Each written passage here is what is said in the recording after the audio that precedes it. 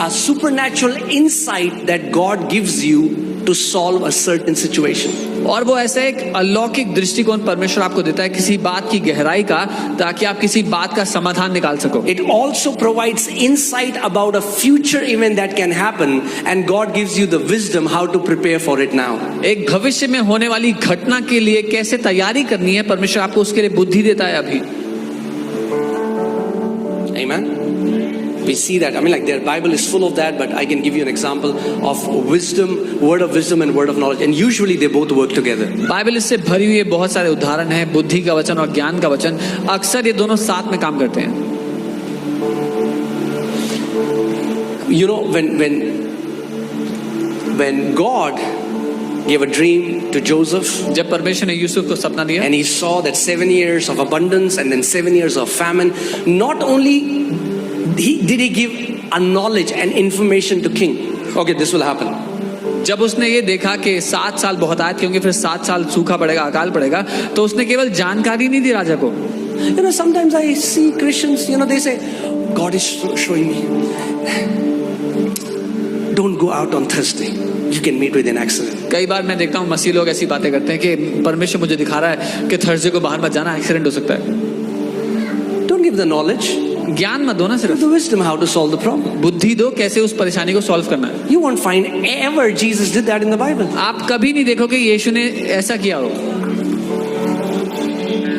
Amen. So wisdom gives an insight. So बुद्धि एक गहरी समझ देती है. In fact, the Bible says, can you put that scripture? The Bible says a house is built by wisdom. Bible कहती है एक घर बुद्धि के द्वारा बनाया जाता है. Now hear this. Because you have the Holy Spirit. क्योंकि आपके पास पवित्र आत्मा है. Holy Spirit can teach you पवित्र आत्मा आपको सिखा सकता है how to deal with your children. कैसे अपने बच्चों को बड़ा करना है, उनको सिखाना. When there's a situation जब कोई in परिस्थिति your हो, business, आपके बिजनेस में if there is a problem, अगर कोई समस्या है, Holy Spirit can give you wisdom, पवित्र आत्मा आपको बुद्धि दे an सकता है. insight that you have not learned naturally. एक ऐसी समझ जो आपने स्वाभाविक रूप से नहीं सीखी. But the Spirit of God gives you the wisdom, the way to handle that situation. लेकिन परमेश्वर का आत्मा आपको बुद्धि और उस परिस्थिति को समाधान निकालने की तरीका देता है. Now, second is word of knowledge.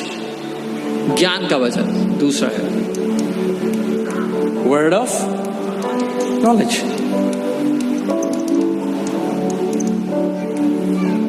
Now, word of knowledge is when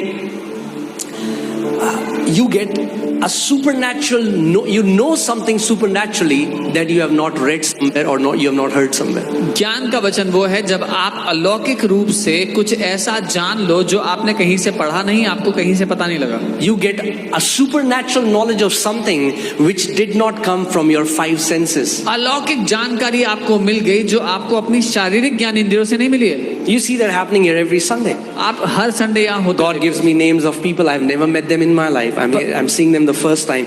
God tells me about their medical condition, and what happens? They instantly get healed. परमेश्वर मुझे लोगों के नाम देते हैं जिनको मैं कभी मिला नहीं, कभी देखा नहीं, मुझे उनकी मेडिकल कंडीशन बताते हैं और वो लोग उसी टाइम ठीक हो जाते हैं. Amen. You have witnessed that, right? आपने देखा है यहाँ पे होता है. It's for you. ये आपके लिए, It's for you. आपके लिए. You can pray for someone, and Holy Spirit exactly tells you what is their problem before they open their mouth. आप किसी के लिए प्रार्थना करने लगो और इससे पहले कि वो आपको बताएं आप उनकी समस्या क्या है, पवित्र आत्मा आपको हूबहू ठीक रूप से बता दे क्या है. It's a supernatural knowledge. ये अलौकिक ज्ञान है. It's a supernatural knowing. एक अलौकिक रूप से जान लेना है. You see that in the Bible. Jesus talking to that Samaritan woman at the well. आप बाइबल में देखते होते हो यीशु उस सामरी स्त्री से बात करते हैं. He's like, go call your husband. वो कहते हैं जाओ अपने पति को बुलाओ. She says, I don't have any husband. वो कहती है मेरा कोई पति नहीं. You're right. तुम सही You कह had 5 husbands. 5 पति And थे. now you're living with a man. He's not your husband. What happened? अब जिस Who told Jesus? क्या हुआ? किसने The Holy बताया यीशु Spirit. को? पवित्र आत्मा ने.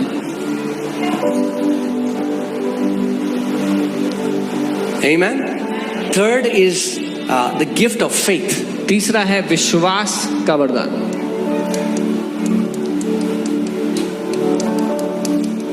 Now, this is not the faith that everyone has.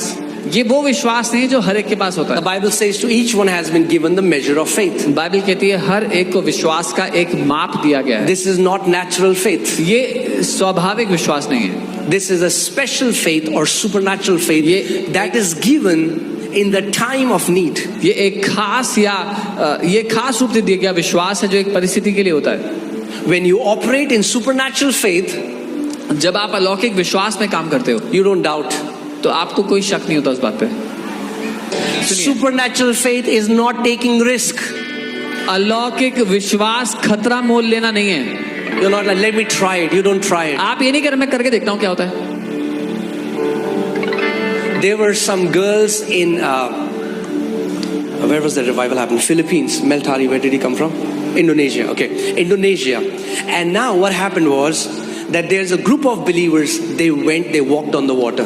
Indonesia में एक बेदारी आई बहुत बड़ी, और क्या हुआ, एक विश्वासियों का झुंड था वो पानी पर चलता हुआ गया, And there were 2 to 3 girls, और 2-3 लड़कियां and थी। they said, we can also do it. उन्होंने कहा हम भी कर सकती हैं, And the current was very strong. और नदी बहुत तेज बह रही थी। And they tried, उन्होंने किया कोशिश, all 3 died. तीनों की तीनों मर गई। And it came on the news. और The पूरे secular news में media started to attack the church that they are frauds. Look what they do. पूरे न्यूज में आ गया, और मीडिया ने बहुत आरोप लगाया कि देखो कलीसिया। That's what I'm saying. I cannot use these gifts whenever I want. मैं इसीलिए कह रहा हूँ कि मैं इन वरदानों को जब मन करेगा तब इस्तेमाल नहीं कर सकता। I need to yield to the Holy Spirit and He will use the gift whenever He wants. मुझे पवित्र आत्मा के अधीन आना है, और वो उस गिफ्ट का इस्तेमाल करेगा जब वो चाहता है। Okay, so fourth is the gifts of healings. चौथा है चंगाइयों के वरदान। Okay, now for this the Bible says gifts plural. यहाँ पर गिफ्ट्स लिखा है, वरदानों के बारे में लिखा है यहाँ पर। Now, I don't have a verse to back it up, but I've seen it with many men of God. Holy Spirit generally, many times in gifts, gives a grace to people. For some people, say like bone disorders, bam. So- Cancers, bam. Blind. So there are gifts of healings. So this is plural. If in the realm of healing, there are different gifts that He gives to His people. सो मैंने कई परमेश्वर के लोगों के जीवन में देखा है, एक खास तरह का अनुग्रह के जीवन में एक खास तरह से वरदान काम करता है। किसी को हड्डियों के रोग के ऊपर, कोई कैंसर के ऊपर, कोई अंधी आंखों के ऊपर, अलग अलग चंगाइयां हैं जिसके ऊपर लोग वरदान And you will see it happening on Sundays, right? Sometimes when it's bones, सारी bones ठीक हो रही हैं. कई बार आप देखते हैं जब हड्डियों की चंगाई हो रही है तो सारे all the bones are getting healed that day. The gift of healing working it's like a sharp laser focus, the Spirit of God through this